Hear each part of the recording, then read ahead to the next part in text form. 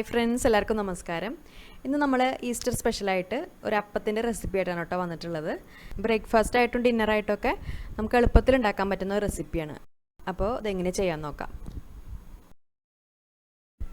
അപ്പോൾ ഈ ഒരു അപ്പത്തിന് വേണ്ടിയിട്ടുള്ള മാവ് റെഡിയാക്കാൻ വേണ്ടിയിട്ട് മിക്സിയുടെ ഒരു ചെറിയ ജാർ എടുത്തിട്ടുണ്ട്. ഇതിലേക്ക് ആദ്യം ഒരു അരക്കപ്പ് നാളികേരമാണ് ചേർത്ത് കൊടുക്കുന്നത്. ഇത് നമുക്ക് കപ്പിലോ ഗ്ലാസ്സിലോ എന്തിൽ വേണമെങ്കിലും അളക്കാം. പക്ഷേ എല്ലാ ഇൻഗ്രീഡിയൻസും ഒരേ പാത്രത്തിൻ്റെ അളവിൽ തന്നെ എടുക്കാനായിട്ട് നോക്കുക. ഇനി ഇതിൻ്റെ കൂട്ടത്തിൽ ഒരു അരക്കപ്പ് ചോറും ചേർത്ത് കൊടുക്കാം. ചോറ് നമുക്ക് ഏതരിയുടെ ചോറായാലും കുഴപ്പമില്ല, ഏതായാലും എടുക്കാം. ചോറിന് പകരം നിങ്ങൾക്ക് വേണമെങ്കിൽ ഇത് അവിൽ വെച്ചിട്ടും ചെയ്യാം. അപ്പോൾ അവിൽ ആദ്യം കുറച്ച് വെള്ളത്തിൽ ഒരു 10 മിനിറ്റ് ഒന്ന് കുതിർത്തെടുത്തതിന് ശേഷം ഇതിൻ്റെ കൂട്ടത്തിൽ ചേർത്ത് കൊടുക്കുക. ഇനി ഇതിലേക്ക് കുറച്ച് വെള്ളം ഒഴിച്ചു കൊടുത്തിട്ട് ഇത് നല്ല ഫൈനായിട്ട് അരച്ചെടുക്കണം. അപ്പോൾ വെള്ളം ഒഴിച്ചു കൊടുക്കുമ്പോൾ കുറച്ചായിട്ട് ഇതുപോലെ ഒഴിച്ചു കൊടുത്തിട്ട് അരച്ചെടുക്കുക. ഏകദേശം ഒരു അരക്കപ്പിനടുത്ത് വെള്ളം വേണ്ടി വരും. എന്നിട്ട് ഇതുപോലെ നന്നായിട്ട് അരച്ചെടുക്കുക. ഇനി ഇത് നമുക്ക് ഒരു പാത്രത്തിലേക്ക് മാറ്റാം. അപ്പോൾ ഇതിന് വേണ്ട മാവ് നമ്മൾ കുറച്ച് സമയം ഒന്ന് ഫെർമെൻറ്റ് ചെയ്യാനായിട്ട് വെക്കണം. അപ്പോൾ അതിനനുസരിച്ച് കുറച്ച് വലിപ്പമുള്ള പാത്രം വേണം എടുക്കാൻ.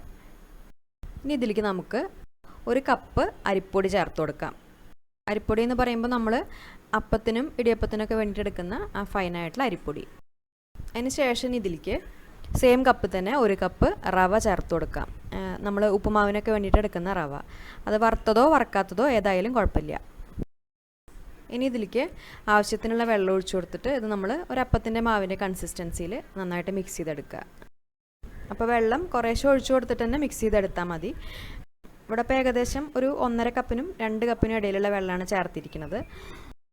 നമ്മളെടുക്കുന്ന അരിപ്പൊടിക്കും റവയ്ക്കൊക്കെ അനുസരിച്ച് വെള്ളത്തിൻ്റെ അളവിന് വ്യത്യാസം ഉണ്ടാവാം. അപ്പോൾ അത് നോക്കിയിട്ട് കുറച്ചായിട്ട് ചേർത്ത് കൊടുത്തിട്ട് മിക്സ് ചെയ്തെടുക്കുക. ഇനി ഈ മാവ് ഒന്ന് പൊങ്ങി കിട്ടാൻ വേണ്ടിയിട്ട് ഇതിലേക്കൊരു 1/2 ടീസ്പൂൺ ഈസ്റ്റ് ചേർത്ത് കൊടുക്കാം.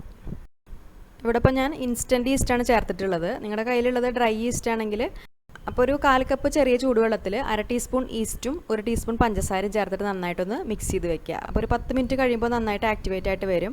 അപ്പോൾ അത് ഈ മാവിലേക്ക് ചേർത്ത് കൊടുത്താൽ മതി. പിന്നെ ഇവിടെ ഇപ്പോൾ നമ്മൾ ഈ ഒരു അപ്പം 2 മണിക്കൂറിൻ്റെ ഉള്ളിലാണ് ഉണ്ടാക്കിയെടുക്കുന്നത്. അതുകൊണ്ടാണ് 1/2 ടീസ്പൂൺ ഈസ്റ്റ് ചേർത്തിട്ടുള്ളത്. അപ്പോൾ നല്ല ചൂടുള്ള സ്ഥലമൊക്കെ ആണെങ്കിൽ 1/2 ടീസ്പൂൺ ഈസ്റ്റ് ചേർത്ത് കൊടുത്താൽ മാവ് പെട്ടെന്ന് തന്നെ പൊങ്ങി വരും.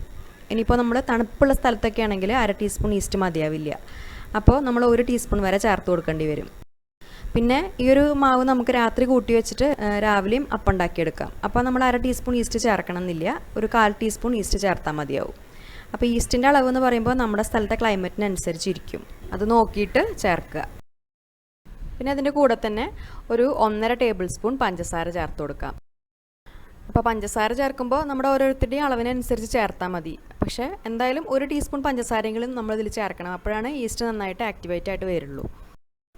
അതിനുശേഷം ഈ മാവിലേക്ക് ആവശ്യത്തിനുള്ള ഉപ്പും കൂടി ചേർത്ത് കൊടുത്തിട്ട് ഇതെല്ലാം കൂടിയിട്ട് നന്നായിട്ടൊന്ന് മിക്സ് ചെയ്തെടുക്കാം. അപ്പോൾ കൈ വെച്ചിട്ട് ഇതുപോലെ നന്നായിട്ടൊന്ന് മിക്സ് ചെയ്തെടുക്കാം. കൈ വെച്ചിട്ട് നമ്മളത് മിക്സ് ചെയ്തെടുക്കുകയാണെങ്കിൽ മാവ് പൊങ്ങി കിട്ടാൻ കുറച്ചും കൂടി എളുപ്പമാണ്. ഇപ്പോൾ മാവ് നന്നായിട്ട് യോജിപ്പിച്ചെടുത്തിട്ടുണ്ട്. ഇനി ഇത് അടച്ചു വെച്ചിട്ട് ഫെർമെൻറ്റ് ചെയ്യാനായിട്ട് വെക്കുക. അപ്പോൾ അത് വെക്കുമ്പോൾ നമ്മൾ നല്ല ചൂടുള്ള സ്ഥലം നോക്കിയിട്ട് എടുത്ത് വെക്കുക. അതായത് അടുപ്പത്തൊക്കെ നമ്മൾ എന്തെങ്കിലും ഉണ്ടാക്കുന്നുണ്ടെങ്കിൽ അതിൻ്റെ അടുത്ത് കൊണ്ടുപോയി വെക്കാം. അല്ലെങ്കിൽ ഓവൻ ഉണ്ടെങ്കിൽ ഓവനൊന്ന് ചൂടാക്കിയിട്ട് അതിൻ്റെ ഉള്ളിൽ എടുത്ത് വെക്കാം. അങ്ങനെയൊക്കെ വെച്ചിട്ട് നമുക്കത് പെട്ടെന്ന് തന്നെ പുളിപ്പിച്ചെടുക്കാം.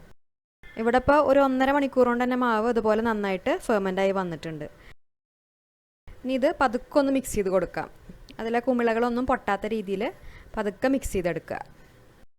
ഈ സമയത്തിന് ഈ മാവിൽ വെള്ളം കുറവായിട്ട് തോന്നുകയാണെങ്കിൽ അതിനനുസരിച്ച് ചേർത്ത് കൊടുത്തിട്ട് മിക്സ് ചെയ്തെടുക്കുക. ഇവിടെ ഇപ്പോൾ നല്ല കറക്റ്റായിട്ട് തന്നെയാണ് ഉള്ളത്.